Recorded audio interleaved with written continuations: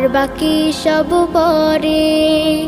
সব ছোটদের এই কথাটাই রাখা যায় অন্তরে।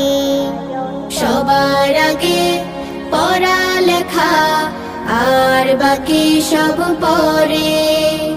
সব ছোটদের এই কথাটাই রাখা যায় অন্তরে। পড়লে আমি মানুষ হব, পড়লে হব বড়। পড়ালেখা তাই বলি রে যতন করে করো। পড়লে আমি মানুষ হব, পড়লে হব বড়। পড়ালেখা তাই বলি রে যতন করে করো।